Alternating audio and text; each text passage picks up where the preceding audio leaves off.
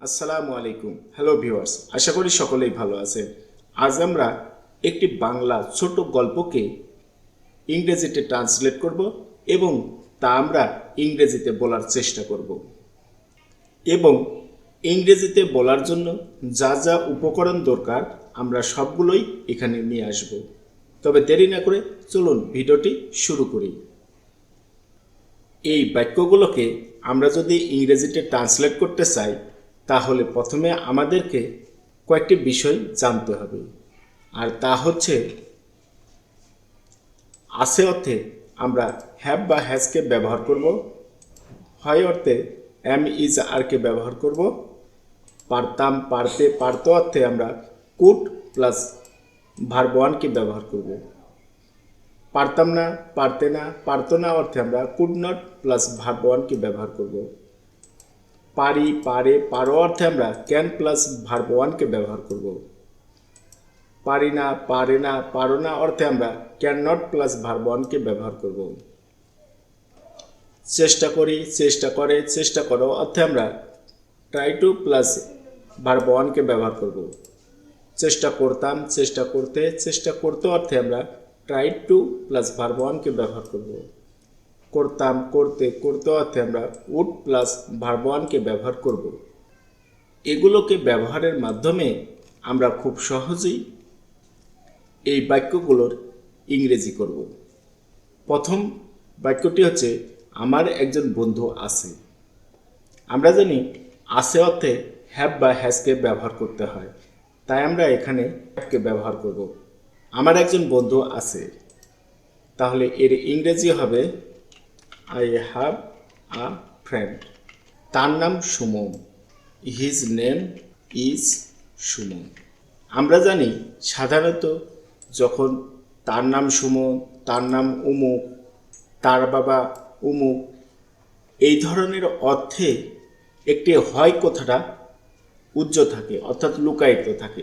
যেমন তার নাম সুমন, এটাকে যখন আমরা ইংরেজিতে সাজাবো তখন হয়ে যাবে তার নাম হয় সুমন। তাই এখানে হয় অর্থে আমরা ইজকে ব্যবহার করেছি। আমরা জানি হয় অর্থে এম ইজ আর ব্যবহার হয়। সে ইংরেজিতে কথা বলতে পারতো না। আমরা জানি পারতো না অর্থে কুড নট ব্যবহার করতে হয়। এরপর ভার্বের বেস ফর্ম ব্যবহার করতে হয়, অর্থাৎ ভি ওয়ান। তাই আমরা লিখব হি কুড নট স্পিক ইংলিশ, অর্থাৎ সে ইংরেজিতে কথা বলতে পারতো না। কিন্তু এখন সে ইংরেজিতে ভালোভাবে কথা বলতে পারে। কিন্তু ইংরেজি হচ্ছে বাট। এখন এর ইংরেজি হচ্ছে নাও। বাট নাও হি পারি পারো পারে অর্থে আমরা ক্যানকে ব্যবহার করে থাকি এবং ক্যানের পরে ভার্বের বেস ফর্ম হয়, অর্থাৎ ভি ওয়ান হয়। তাই আমরা এখানে লিখব হি ক্যান স্পিক ইংলিশ। কেমনভাবে? ভালোভাবে।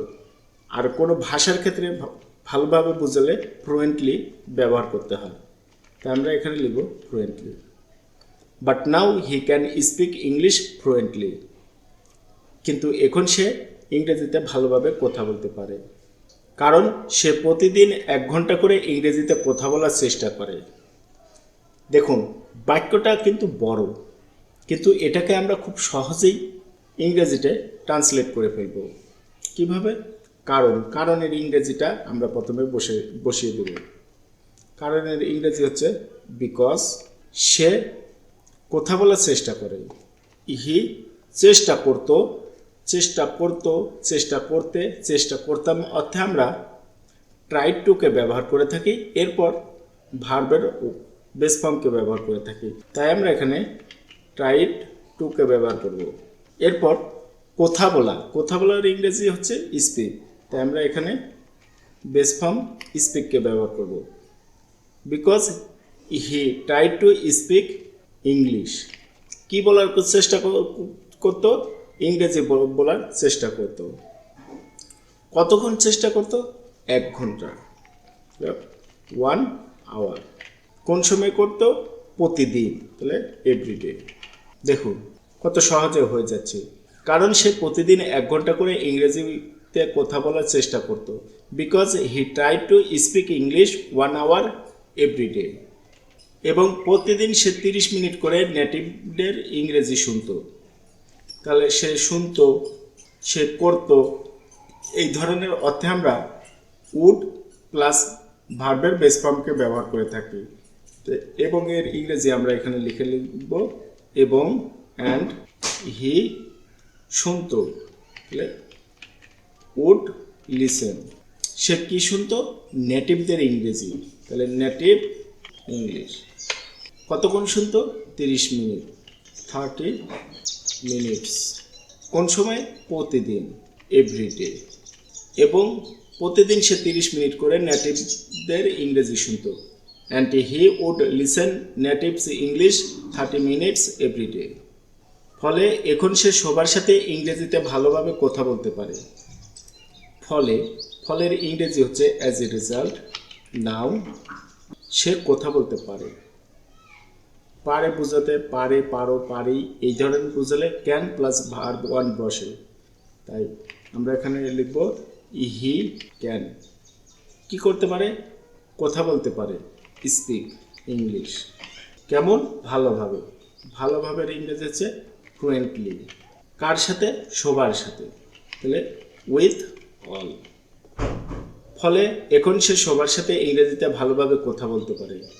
এর ইংরেজি হচ্ছে as a result now he can speak English fluently with all. তাহলে দেখুন আরেকবার, আমার একজন বন্ধু আছে। I have a friend. তার নাম Suman. His name is Suman. সে ইংরেজিতে কথা বলতে পারতো না, অর্থাৎ অতীতে পারতো না। He could not speak English.